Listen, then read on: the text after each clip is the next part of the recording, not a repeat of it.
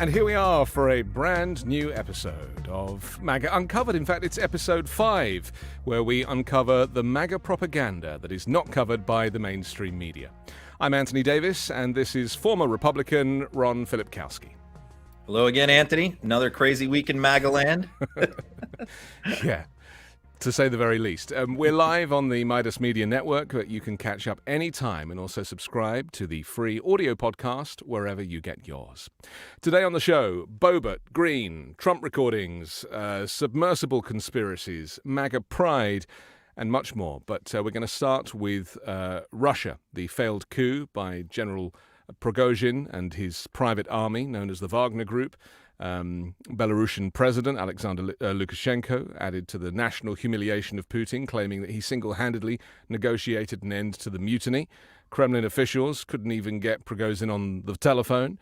And also, I think the interesting thing about this, Ron, is that the media hasn't really known how to cover this whole Russia coup, and there's so many kind of angles to it because Russia is not free. The people of Russia don't even know whether they can say anything out loud. Their personal opinions are very much hidden for fear of being attacked by the Kremlin. What's interesting, though, is the MAGA reaction to what's been going on in Russia. Just tell us a little bit about your investigations of that first. Well, of course, I've been watching it, and the baffling thing to me, and I think to a lot of people, is how did we get here? How did we get to a point where such a huge percentage of the Republican Party, maybe as much as half, is obviously pro-Putin, is obviously pro-Russia in this thing? I come from, the Republican Party of the 1980s. I served in the Marines when Ronald Reagan was president, and the Republican Party was staunchly anti-Soviet Union. And it wasn't just about the communism and the totalitarianism. It was recognizing that Russia was a threat to Europe, to surrounding countries, to countries around the globe, to countries in the Western Hemisphere. So it was always a hostility towards Russia from the Republican rank and file. Fast forward, here we are. We have 50% of the Republican Party sympathetic to somebody like Vladimir Putin. Now, even though the Soviet Union doesn't exist, Vladimir Putin is very much a Soviet-style leader. It's like an organized crime operation now with him as the leader, but still very, very similar. Expansionist goals, repression, threatening the neighbors. And yet, this big chunk of my former party is sympathetic to him. So this is the big question. I think it's a mystery that a lot of people have, is why is it that so many MAGA people are pro-Putin? And that's kind of what I really wanted to talk about, is the evolution of that. And I think the sources of that, there have been 3 different sources. One is Donald Trump. I mean, really, it all started in Donald Trump. And the question becomes, for the people who push pro-Putin propaganda, what is their motives? Are they compromised? Why are they doing it? Is there an ideological reason behind it? For Trump, we don't know. Craig Unger wrote a great book about this, going all the way back to Trump's ties with Russia in the 1980s, speculating that he might be compromised. I don't know. Okay. Tucker Carlson is the second person. And a new poll just came out showing that support for aid to Ukraine has gone up significantly since Tucker Carlson has been taken off the air. So I do believe that Tucker Carlson pumping out Russian propaganda night after night had an impact on this base. And then the third thing is the people on the internet. There's plenty of Russian compromised people all over social media who are pushing their propaganda day after day after day. And I think that has an impact on the base as well. You posted or you reposted a tweet by Isabella Maria De Luca.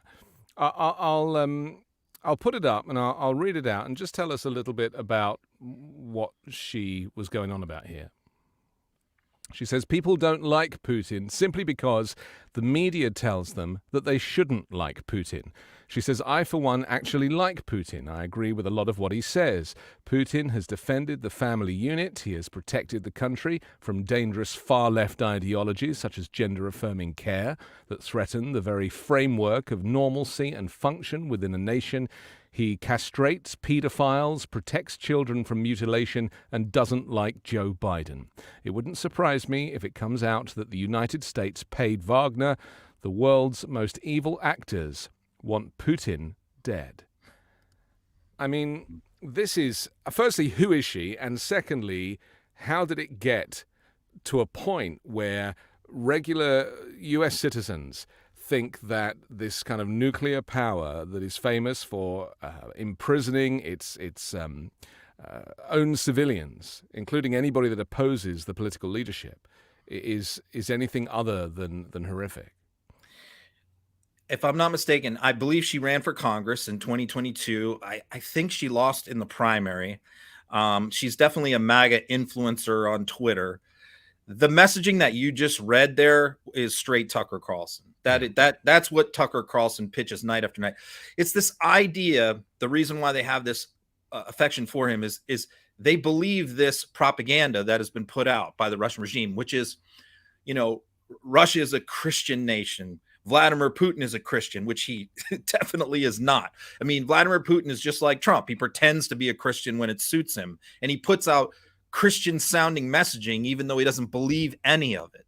So it's and there's a racial component too, that, Russia is a white Christian bulwark. The surrounding countries in the South they're Muslim, they're multiracial. And he also provides a bulwark against China, is also part of the argument. He's very anti-gay. He's anti. He parrots a lot of the right-wing talking points in the United States, but not for domestic consumption. He's only putting it out to influence and affect the United States.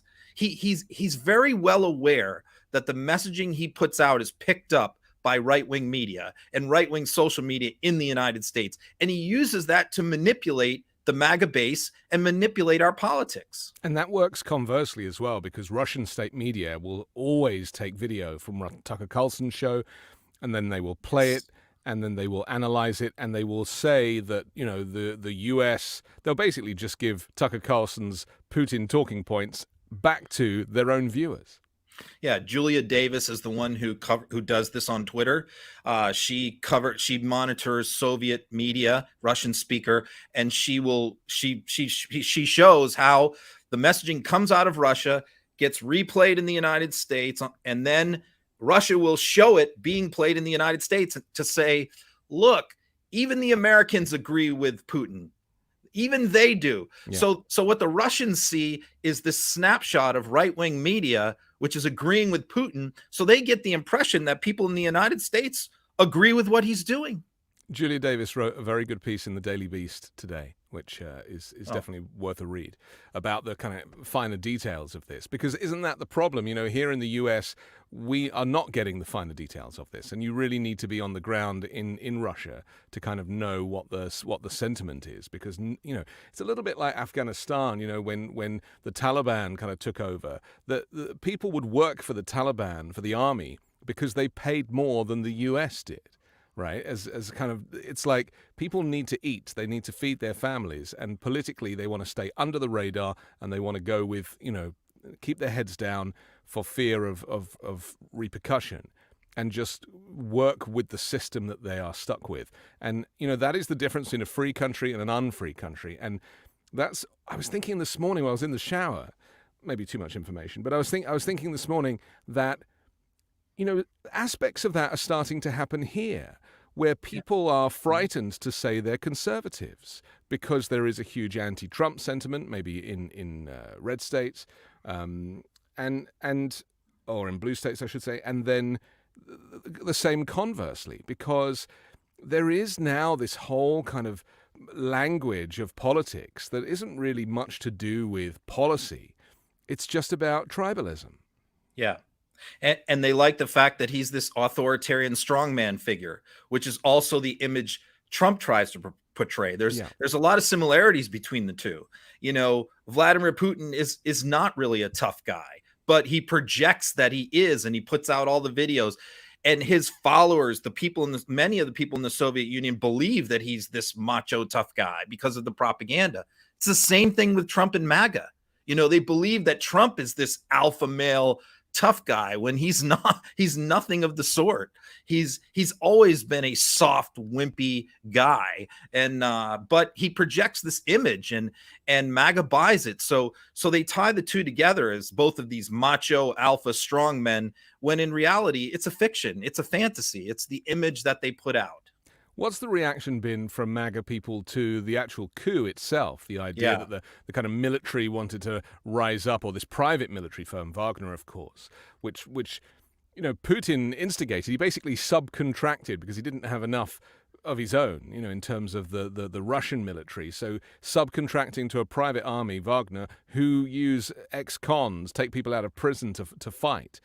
I mean, it's a nasty group, but they were on the same side, and now they're not.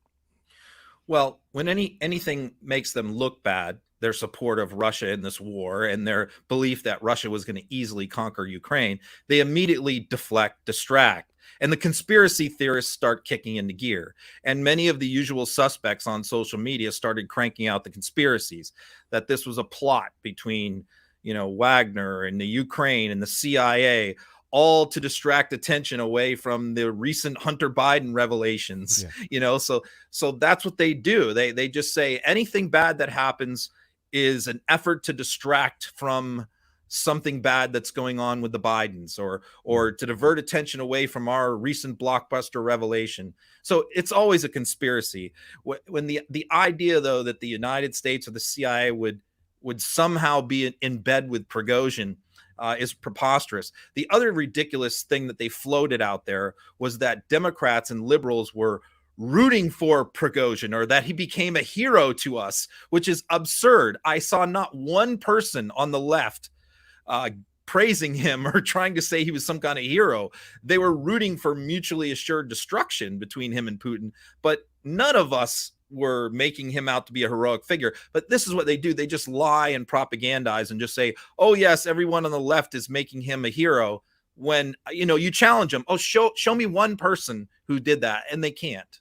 You're right about this timing. Interesting timing, isn't it? Oh well, there's a coup today. Well, that's covering up the fact that this has been released, or Biden's got into this situation, and that use of conspiracy, it's so blatant, it's so simplistic, and I sometimes wonder whether the kind of MAGA base and beyond the MAGA base, so the Republican voters, how much of this stuff they buy, and whether or not we've talked on this show before about having a critical thinking and having a radar to know whether something is true or not. I would like to think that the more outrageous these claims become, that people who aren't completely sold into the cult of Trump are just going to be like, oh, please let this end. You're absolutely right. And this is happening. Some people often say, well, this is the dam that's going to break everything. And I often respond to that is, that's never going to happen. It's never going to be where a dam breaks. It's a fraying at the edges of a carpet. It's a carpet that's coming unraveled one thread at a time.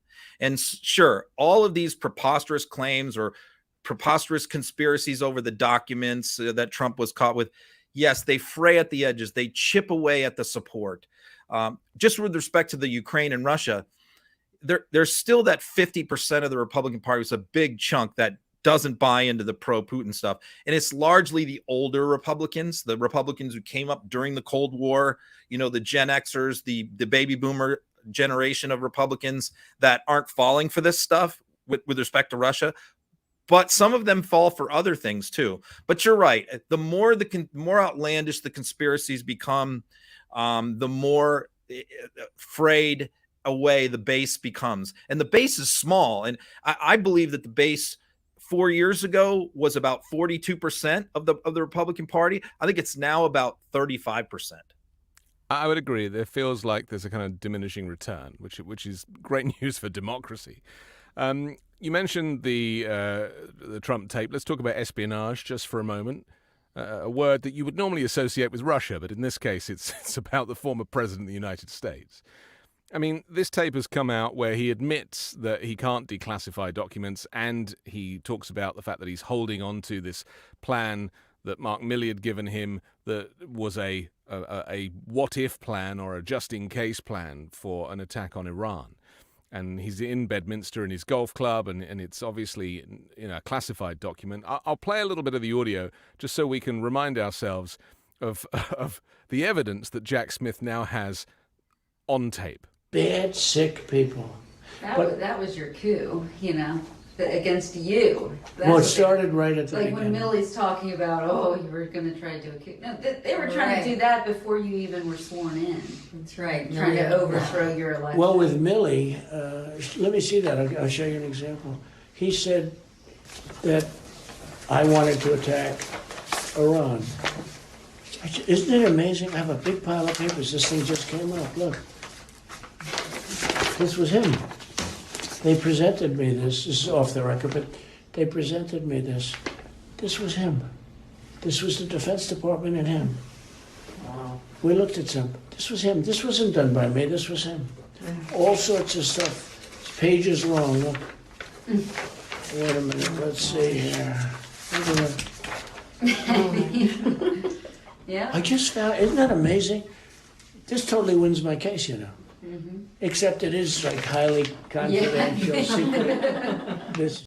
Ha ha ha ha. It's highly confidential. I mean, firstly, let's not forget that Trump doesn't read, right? He didn't read daily briefings, security briefings when he was president. They ended up having to turn it into a one-pager and include the word Trump in every sentence to keep his attention.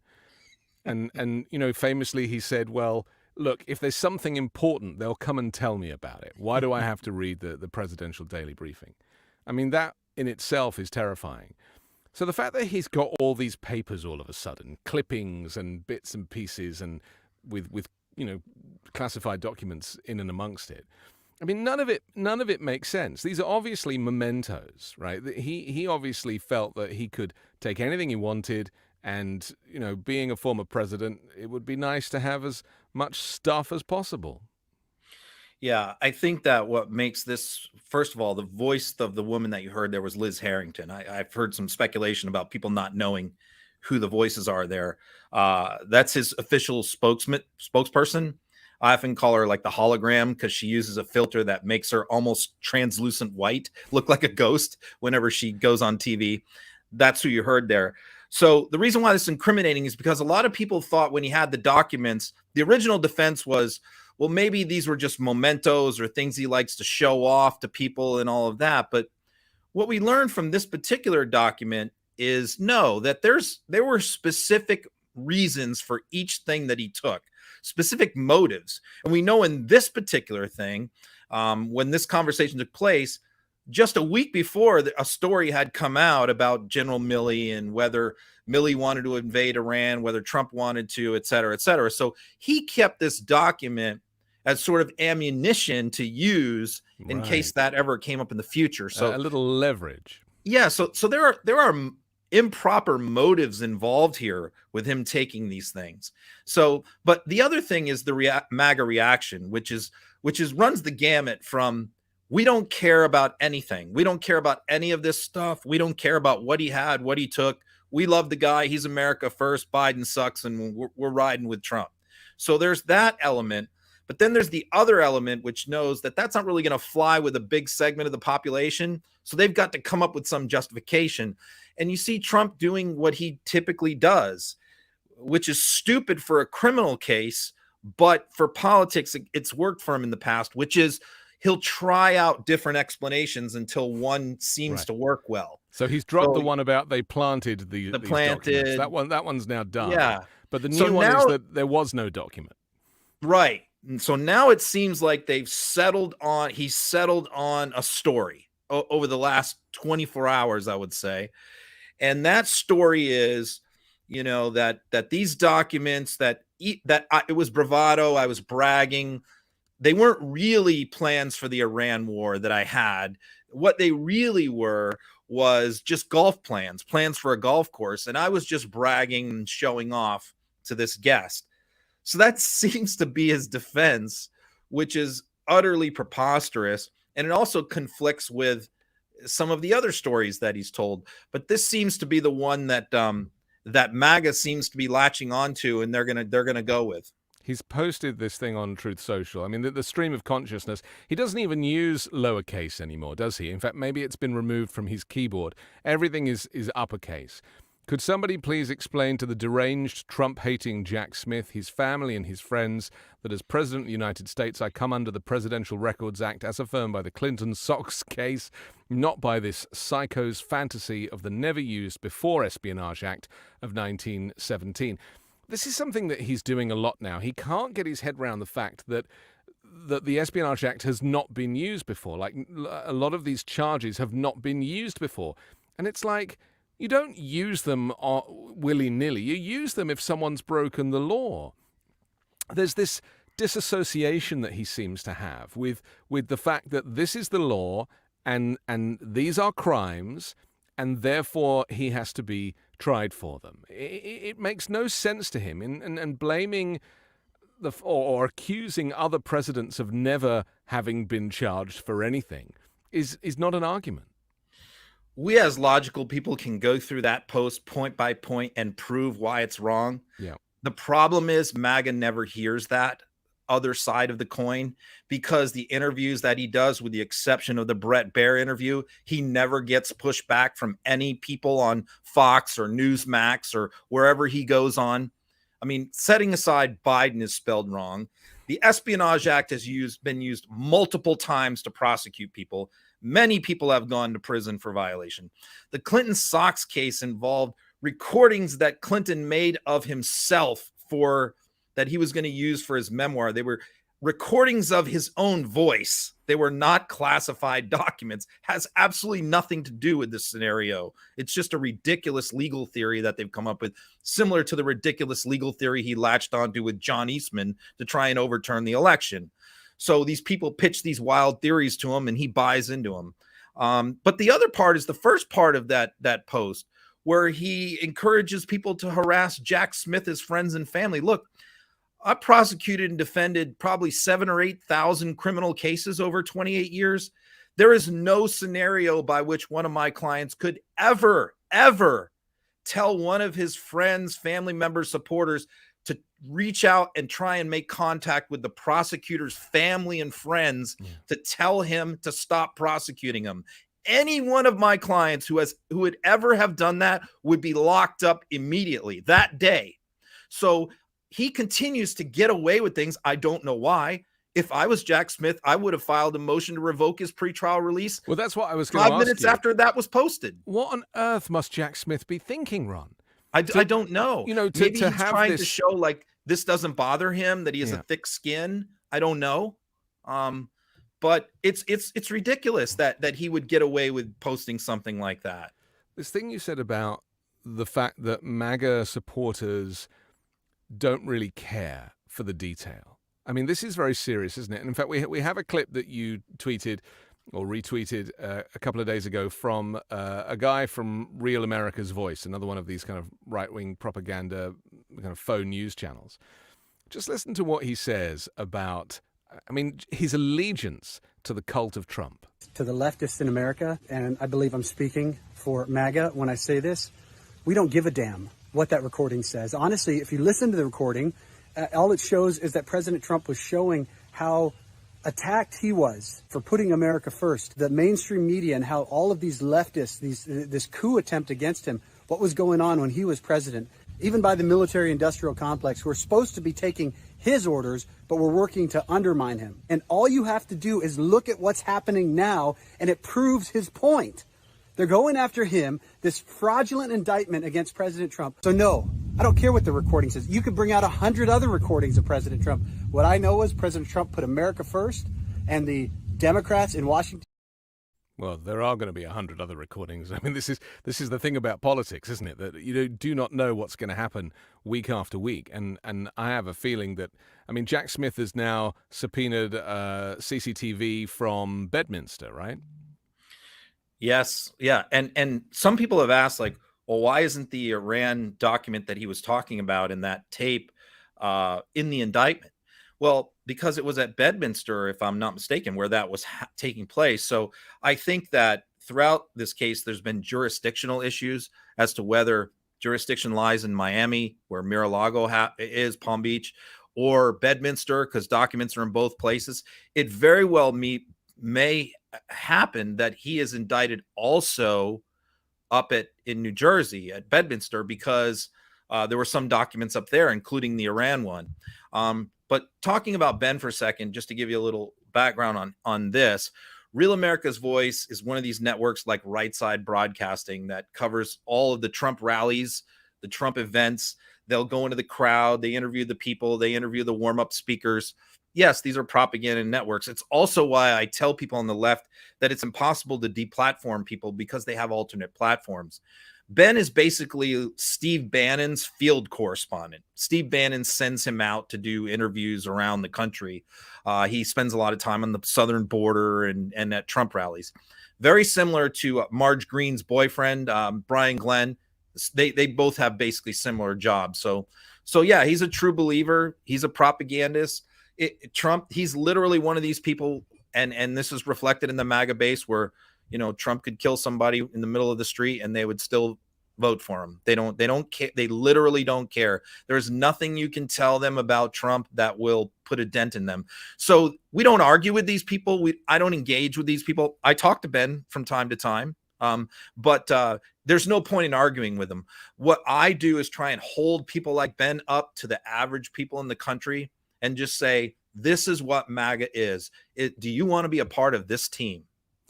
How do you square, this is a bit of a personal question, Ron, so, bat me away, but how do you square the fact that you are communicating with these MAGA people, and yet they must know that what you do is expose their propaganda and their lies? How do they maintain a relationship with you? I mean, this is one of the great wonders of the world, Filipkowski. It's a complicated question. I get some criticism, but I think you have to realize, I grew up in the Republican Party. I was a Republican for 37 years. I held offices and I was club president. So some of my family members are still Trump supporters. So I think what it is I understand these people very well. I don't hate them. I feel pity for a lot of them. I feel sorry for a lot of them. Some of them are bad people. I don't talk to them. The ones I talk to, like, for example, Ben or Marge Green's boyfriend, Brian, I talked to him yesterday. People connected to the Trump campaign I talked to. Now, they're well aware that I hate Trump and my mission in life is to destroy Trump. But at the same time, they're useful to me. They provide me with information. They provide me with video clips from behind the scenes that. But what do you provide for them? That regular media can't get, by the way. If it's transactional, what do I provide for them is because they want their stuff into the mainstream. They want their stuff put out. They want their stuff to be. They're proud of what they say and what they do. Yeah. So they don't get the irony of all of this. No. When I post some of their stuff that I think makes them look like idiots, they often thank me. They say, "Oh, thank you so much. We for posting that. It shows how much we love Trump." And I'm like, "Well, it's also showing, 70% of the country that you guys are idiots, But they're happy because their work gets promoted, I guess. It's ego, isn't it? We're also part of it is they like my attacks on DeSantis or Nikki Haley or the other candidates. So they find me useful. They will feed me anti-DeSantis stuff, anti-Nikki Haley stuff that they want put into the mainstream. Perfect example of that would be the Pedro Gonzalez guy story that broke last night of he's a big DeSantis influencer on social media, very effective anti-Trump guy who used to be a Trump supporter. Well, they wanted that story, which is a Breitbart story, a right-wing publication. They wanted that into the mainstream. So I put it out. Jonathan Swan for the New York Times follows me. He then probably saw me post it. Then he posted it. Then the dam broke. Mainstream media picked up on it. That's basically what they want from me. I mean, we really are living in the upside down, aren't we? I mean, it's like an episode of Black Mirror that just won't end. The idea that you want to kind of use opposing political platforms to solidify your message to the dear leader.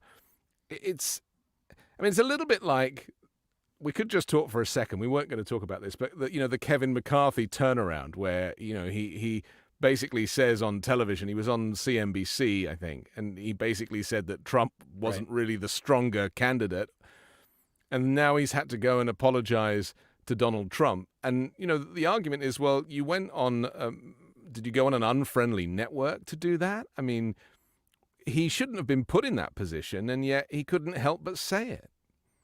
Yeah, and sometimes they let the truth slip. They drop the veil just for a split second, and they hope that it doesn't get put out into the mainstream. They hope that maybe Trump doesn't hear it. It doesn't get back to him, but it always does. You'll make sure it always does. Back. He keeps up with everything.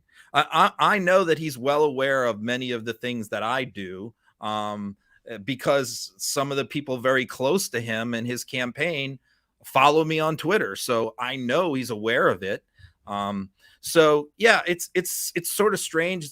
It's a relationship where I think that I get much more out of it than they do, but maybe they feel differently. Let's talk about Pride, and we've mentioned it in 2 previous episodes, but it's changed again. The goalposts have slightly moved with the MAGA weaponization of Pride. Just explain what happened. This is what I warned about. I go through this every year in June, every year, which is, look, let's step back and look at this from 30,000 feet, because this was very controversial. I made a post on Saturday. George Takei, this is the post. What really made this post very controversial and a huge firestorm over the weekend was George Takei's reply. George, obviously, Sulu in Star Trek, somebody I love George Takei. I've always been a fan of George Takei. Loved him on Howard Stern when he had some epic appearances on there.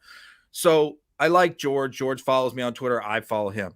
So here's what I know. What I know is that, the LGBTQ community has attained a lot of rights over the last 20 years, right to marry, right to adopt children, employment discrimination rights, all kinds of things that when I was growing up, they didn't have. And 90% of gay people were in the closet.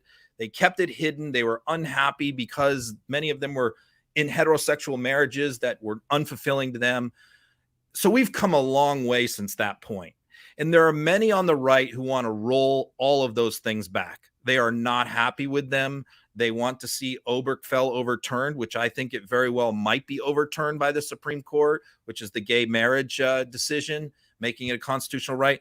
And they want to roll back a lot of these things. So what they're doing is they're arguing that the gay community is targeting children and wants to indoctrinate children and sexualize children.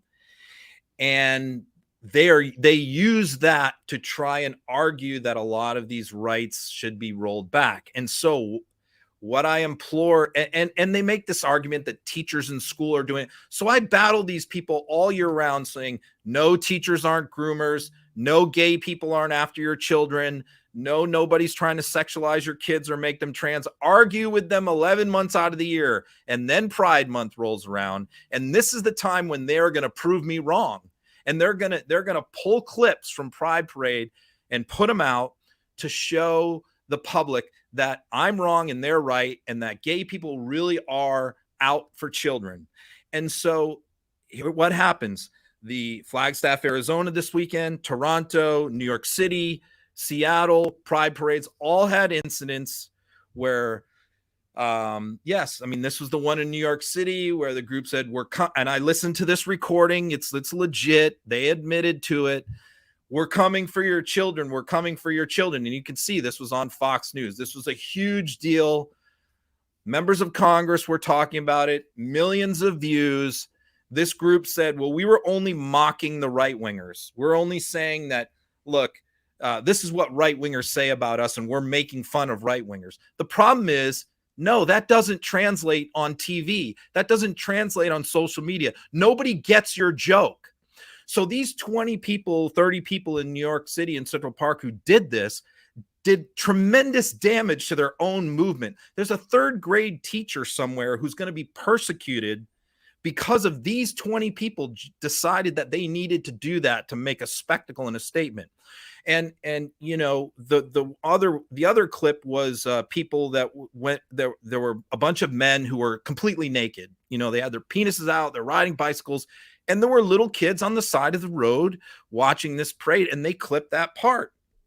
And you know, my post was, look, to the gay community, they are weaponizing these things against you. It's why is it necessary?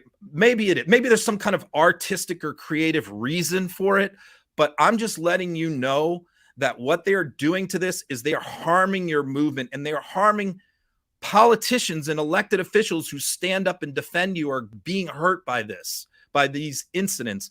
And they're isolated incidents of what to me are knuckleheads, but they're being blown up to be representative of the gay community. And George, I think, probably made it worse by chiming in and saying, there's nothing wrong with this.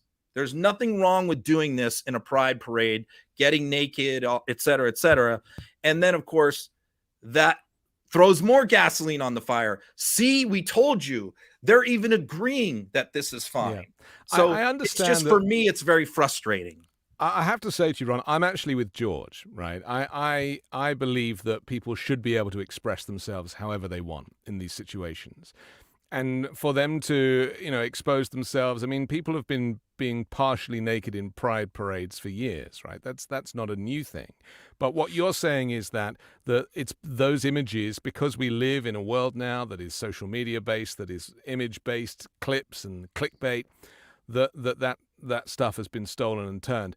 And I don't think the gay community should pander to that. And I understand that kind of irony because, you know, these people are smart and they're like, we're coming for your children, knowing full well they're not. And I do think they have a total right to do that.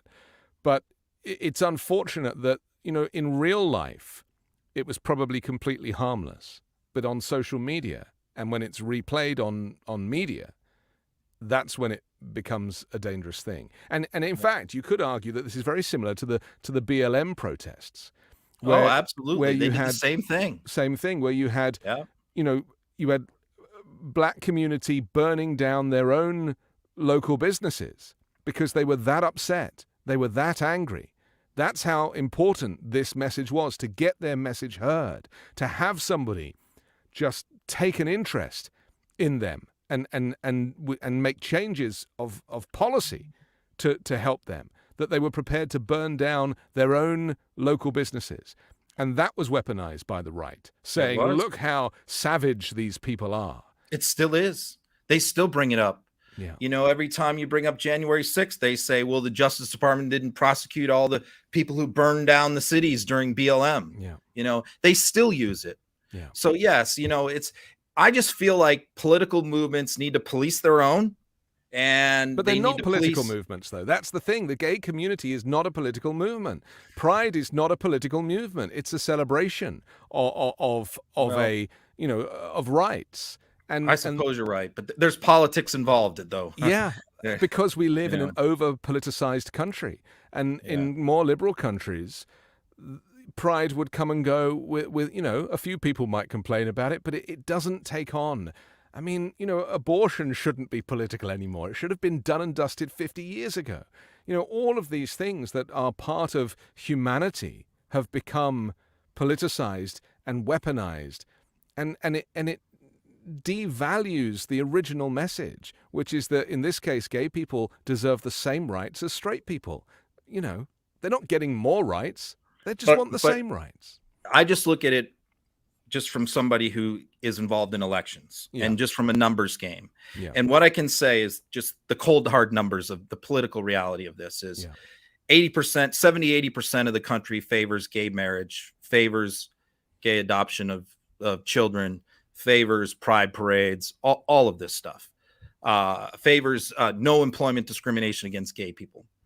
But if you want to put out the position that, pride parades should be allowed to have naked men and their penises out and women with vaginas and breasts out with little children on the side of the road, Well, you might think that that is fine, but Anthony, I'm just telling you that's a 10 to 20% position in the United States. I understand. I mean, and you're going to lose a lot of elections there is staking that out. there is an annual naked bike ride that goes on around the world, right? That's a different thing. But it's not. It's the same. It's people naked on bicycles and being out and parading. I mean, and children are there and children are watching.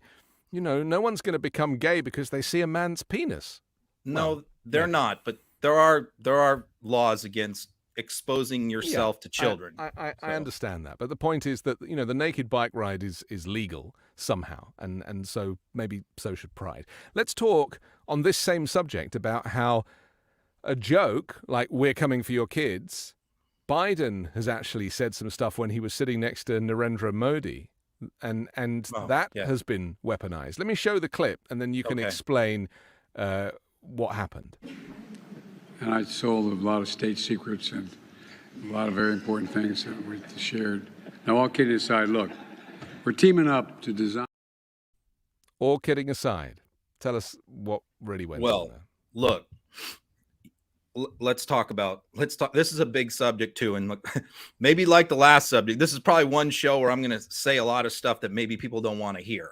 Okay. Yeah. And a lot of that is because I feel like that's part of my role here, as part of my role on social media, is to make people aware of what MAGA and what Republicans are doing to Democrats, which might be things that they don't want to hear about, but I'm just telling you the reality. This is a safe space, Ron. Don't worry. Okay. The Republican Party has the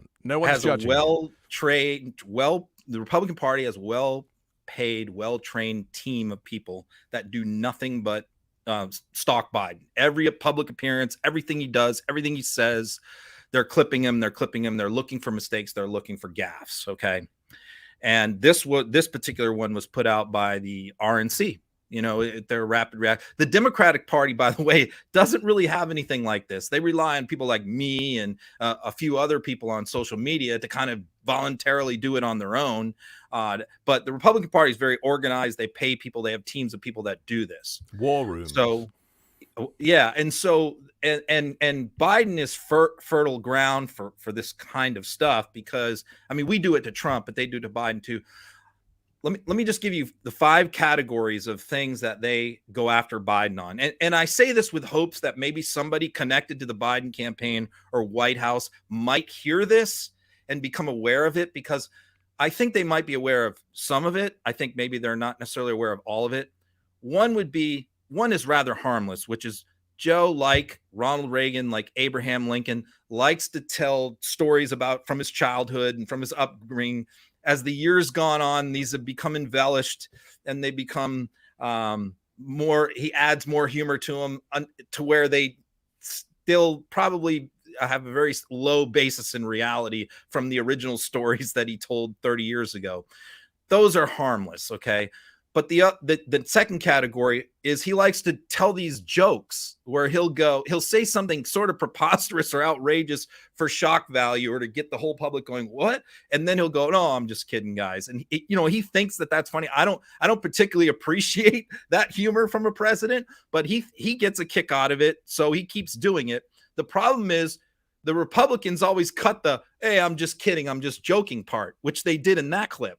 Okay, they cut the "hey, I'm just joking" part of that, and so Biden because he tells jokes that way. I don't know why they continue to clip him like that and use it against him. So he basically says in that clip, "I'm sharing official secrets with this guy." I mean, which the Republicans would use and weaponize to basically say, well, if Biden's doing it and Trump's doing it, then that devalues the charge on Trump.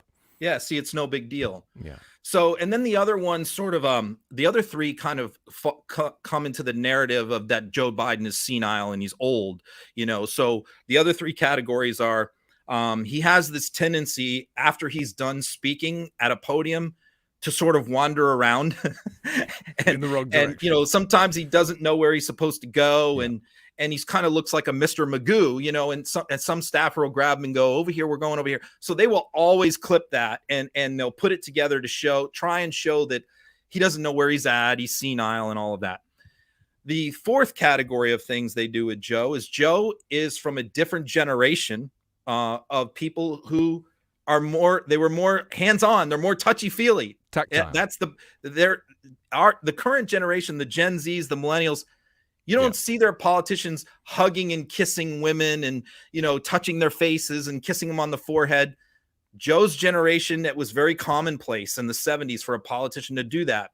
So Joe continues to do this, even though it's not so much cool anymore. And so they just make hay out of that. There was one incident last week where Eva Longoria was at the White House for a ceremony, and Joe gave her a kiss, and he put his hands on her ribs under her breasts, and that went viral. I mean, again, it's a harmless thing. I don't think he means anything by it. It's part of his generation. It's not something I would do or probably a millennial would do. But that went viral. That probably got 10 million views, him putting his hands on her. And that's the downside to being 80. I mean, he's like nearly 100, and it was a completely different world. And it's a different world. But we also should acknowledge that Joe Biden has changed. Psychologically, he has shifted his position. He's changed his position on a lot of big political issues over the years. And he has come out and said, I have changed my view. And, that takes a certain character and a certain bravery. And, for that reason, you can't have a career that, over 40 years or 50 years in politics and then expect your opinion. I mean, apart from Bernie Sanders, I guess, who hasn't really shifted very much at all. But Biden really has. And I think that is something to celebrate. It is. And a lot of these things are just style points. They're not substantive. They're superficial things, but I just see how they weaponize them and use them to create a narrative. And I wish maybe somebody could sit down with him in the White House or with his campaign and just go, maybe do it this way instead of that way. Yeah. Just from a style standpoint, especially as we head into this campaign, I'd just like to see some of these things not happen as often. The last little thing that he does, and he means this to be funny and he means this to be cute, but he'll often end his speeches where he's cutting off questions, and he'll say, well, my wife doesn't want me to stay any longer, or my staff will get mad at me if I answer that question. And again, their narrative is that Joe Biden is a controlled person, that he's not really in charge, that he's old and senile and the staffers control him. And when he makes those little jokes about, well, they'll get mad at me if I answer your questions, that feeds that narrative, and they clip it every time. So these are kind of things that I would like them to be aware of, the Biden campaign. But they must know. Maybe they must know. And every time he says these things, they must cringe a little bit. But the problem is that you can't change an 80-year-old man who has worked so hard to overcome his speech impediment. Yeah. And, public speaking is not his safe space. And, the problem of having an inner monologue and being able to maintain control, because, I used to train politicians to make speeches, and I would write speeches for politicians in the UK. And they're not professional speakers. They're politicians. They care about policy and they're very good at doing deals behind the scenes. Some of them are great orators, but others are terrible. And they still want to play the game, and they still want to be involved. And, he's really done well to overcome what he has. So being able to control that inner monologue is very difficult for some people because you're nervous, because of the pressure.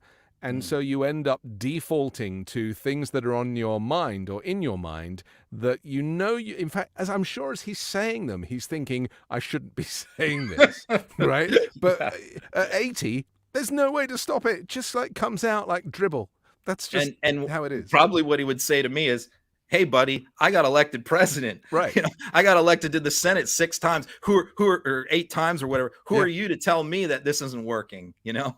Let's talk about everybody's favorite, Marjorie Taylor Greene and Lauren Boebert, the two stooges. We spoke last week about this conversation that they'd had that got caught on camera. That was, well, I'll show the clip. I think I have the clip. Let's kind of see what happened, and you can tell us why this infighting, this argument over this desire to impeach Joe Biden, is having ramifications. Take your conversations to the back, off the floor. For what purpose does the gentlewoman... Order, please.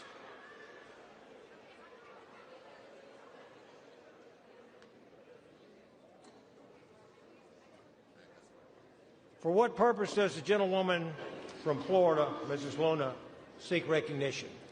Miss Marjorie was not happy there. There's a whole lot of pointing going on. We spoke about it before, but tell us what's changed. Well, this was the incident where Marge was calling Boebert a little bitch, which Green has acknowledged that she said that. This feud, I started chronicling this going back a year. This really started a year ago. I think that they tolerated each other, but both of them wants to be the star in the right-wing caucus. Yeah. You know, they want to be the female leader. And they're both sort of vying for who's gonna be that leader of that caucus and who's going to get the most attention, the most money, all of that. So I always saw that sort of tension between the two of them, even when they would play nice. But then when you really saw it boil over was over the speaker election of McCarthy, where, you know, Gates, who was always closely aligned with Green, was very much opposed to McCarthy for speaker.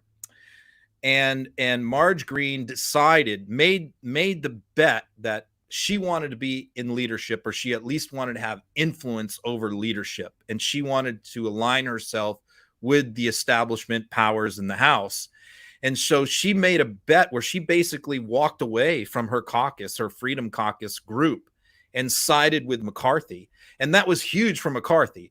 Without sort of Green doing that, I don't think he would have been able to get elected speaker. So he owes her, and he knows that, and he's acknowledged that. But at the same time, Boebert then linked up with Gates. So Gates's former running mate was Green, and it became Boebert, and the two of them were inseparable. They were at all the events. And so that also escalated the tension to where Boebert joined Gates against Green in opposing McCarthy's speakership.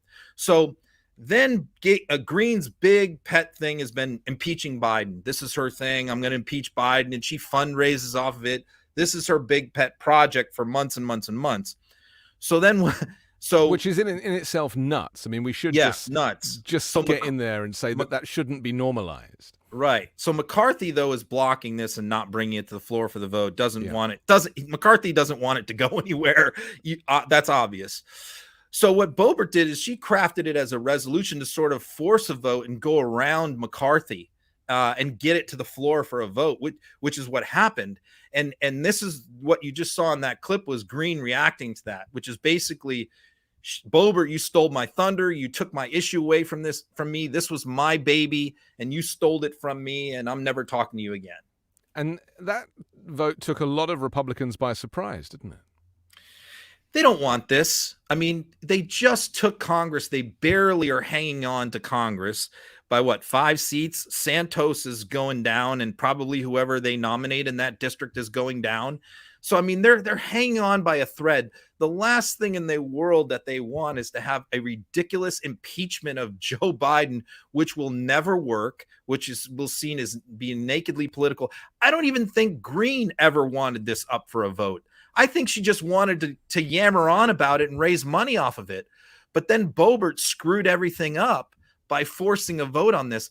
The Republicans in the House do not want to vote on any impeachments of anybody. They just want to talk about it and yell about it and raise money off of it. They don't actually want to vote on it and take it to the people in 2024. And this is what Boebert has done to them. She's put them in a very difficult position. They really are so disorganized in Congress, but they seem to be quite well organized on social media and in other ways. Why is there this disparity between the kind of chaos of the Republicans in Congress versus what goes on, kind of from a marketing perspective? Well, what you said a few minutes ago is really why, which is you mentioned that a lot of politicians are not great public speakers or whatever because they're focused on policy, and that's why they got into politics. It's the opposite with these people. I mean, these people are the attention seekers. They're not interested in policy at all. They just like the grandstanding and the showmanship. So naturally, the forum that they're most comfortable in is social media, where that's all it is. It's showmanship, it's gamesmanship, it's not substantive, it's quick hits, it's owning the libs.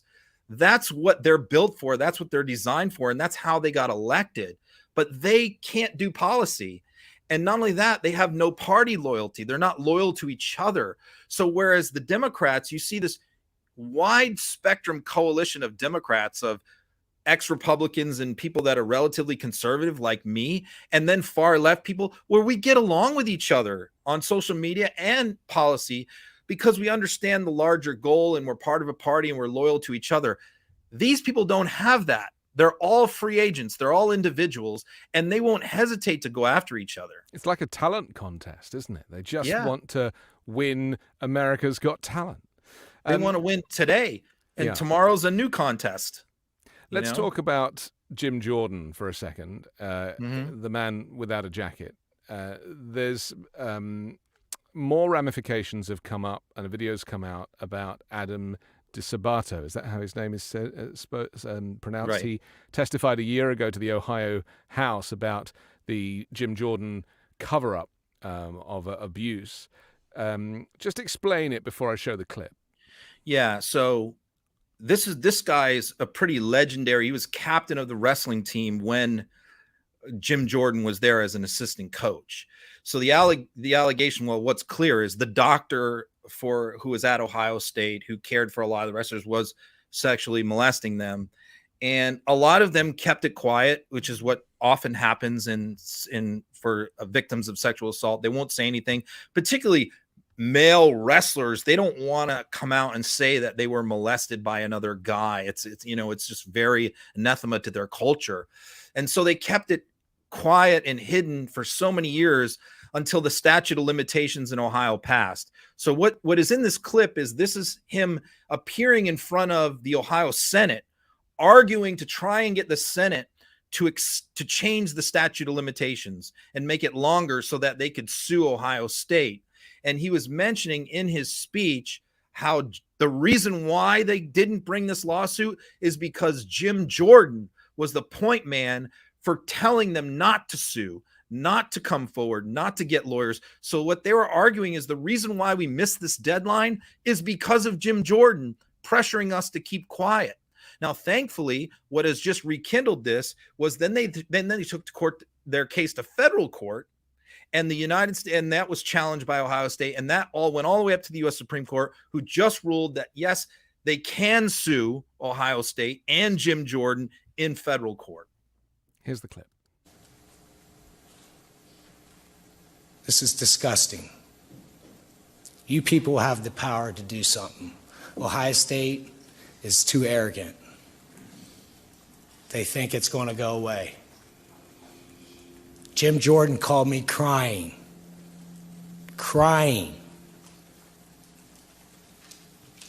groveling on the 4th of July, begging me to go against my brother. Begging me, crying for a half hour. That's the kind of cover-ups that's going on there. Now, you guys can sit and act like it's not going on, but I got a lot of other stuff here. Emails that were taken out of my mailbox. That's a crime. It's very compelling testimony, isn't it? Yeah, I mean, it's horrible. It will make Jim Jordan look horrible. And this lawsuit needs to go forward. And I know people have talked about the George Clooney biography that he supposedly did about this and a documentary. And where is this? It's supposedly finished, but my guess is he's probably, number one, he probably there's a lot of legal issues and that got to be cleared with the lawyers before they release something like this. And number two, I think Clooney's probably waiting closer to the election before he puts this out. So yeah, as you can see, Jim Jordan is a piece of garbage, and it's good that these guys are going to finally get their day in court. And Jim Jordan, I mean, part of the reason for him wanting to hold on to his position as a politician is it kind of gives him some immunity, or he feels that it gives him immunity because he's the one who gets to, make all the rules. And we must not forget that there are victims in these cases. There are people that are suffering the effects of abuse. There are survivors in these cases. Yeah. I think the Ohio Senate there, it was not really protecting Jim Jordan. I think they were protecting Ohio State. Right. Because let's face it, you're trying to sue Ohio State in Ohio, where everybody either went to school there or is a fan of the football team. It's pretty difficult. Finally, we need to finish in just a moment, but I want to talk about the extent of these outlandish conspiracy theories on behalf of MAGA Republicans. And as we know, there was this tragedy with the submersible looking for Titanic, which imploded and 5 people died. Somehow they managed to blame this on Joe Biden. So just explain, and then I'll show one of these viral videos. This is very predictable. I mean, anybody who follows MAGA on social media, anything could happen in the world. A storm, a tornado, baby food shortage. They'll always cook up a reason why Joe Biden and the Marxist Democrats are responsible. So what they latched onto here was the fact that the Coast Guard had heard an implosion or something that sounded like an implosion early on, and they believed it was very possibly the sub, but they weren't sure. And they didn't want to come out and say that because they didn't want to discourage all the rescue efforts that were taking place from both private individuals and government agencies. So they didn't want to come out and say anything. So that was changed to Joe Biden told them not to say anything because he wanted the news cycle to be filled up with all of these stories about the submersible instead of talking about Hunter Biden. Yes. So this is what they do. It's a common thing. All I can do is push back, debunk it, fight it back. But yeah, there'll be another one tomorrow. There's always new ones every day. This is how they play the game. Let's see the video. One of many viral videos. I mean, so why would the government, why would we continue to just, I guess, give people hope, maybe give their families hope that these people were still alive? I think they wanted emotion here. They wanted the American people to pray for these people on the sub. We're counting down 72 hours. We got 36 left because the 2 stories that broke were very, very damaging to this administration. I believe that could be the case, and we need to investigate it all. Yeah, there's always an investigation to be had. I mean, it's funny when you watch it in isolation like that. It just seems so puerile, and yet, when people are glued to these news channels and it becomes part of the news cycle, it's like it's legitimate. It's on the news, and as we know, nothing could be further from the truth. That's a member of Congress. I mean, that's Troy Nels. I mean, that's not just some yahoo, on social media. That's a member of Congress, and he wasn't the only one saying that. There were many of them saying that. So yeah, the idea that like Joe Biden told the United States Navy, no, I don't want you to release this to the public because, Congress has got these new conspiracies about Hunter Biden and we need to keep the American public distracted. And the U.S. Navy is going to go along with that. I mean, it's just preposterous. We have to end, but I'm so thrilled to spend an hour with you. And, I'm pleased that we had some pushback with each other. I feel that this is, gives character to this show. And I look forward to playing devil's advocate again with you next week at the same time. Ron Filipkowski, thank you. Always a pleasure. Follow us both on Twitter. Catch me every day on the 5 Minute News podcast and on Sunday hosting the weekend show here on the Meidas Media Network. We're back next Wednesday at the same time. Have yourself a really good week.